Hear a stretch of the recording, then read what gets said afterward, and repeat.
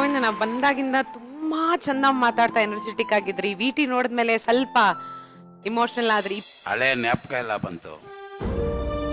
ಆ ಕಷ್ಟ ಜೀವನದಲ್ಲಿ ಯಾರಿಗೂ ಬೇಡ.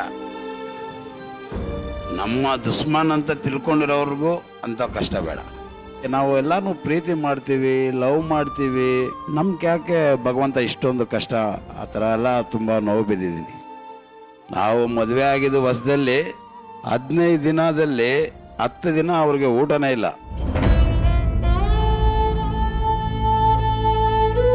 ಯಾಕಂದರೆ ಕಷ್ಟಕಾಲ. ಅವಾಗ 25 ಕಿಲೋಮೀಟರ್ ನಡ್ಕೊಂಡು ಹೋಗ್ಬೇಕು. ಅಲ್ಲಿ ಒಂದು ಲೋಡೋ ಅನ್ಲೋಡೋ ಮಾಡಬೇಕು. 30 ರೂಪಾಯಿ 20 ರೂಪಾಯಿ ಕೊಡ್ತಾರೆ. ಅದನ್ನ ಹತ್ಕೊಂಡು ಅಲ್ಲಿ ಎಲ್ಲೋ ಒಂದು ಹೋಟ್ಲಲ್ಲಿ ತಗೊಂಡು ನಾನು ಬರೋವರೆಗೂ ಅವ್ರು ವೆಯ್ಟ್ ಮಾಡ್ತಾಯಿದ್ರು. ಅಂಥ ಟೈಮ್ನಲ್ಲಿ ತುಂಬ ಕಷ್ಟ ಆಗೋಯಿತು. ಆಮೇಲೆ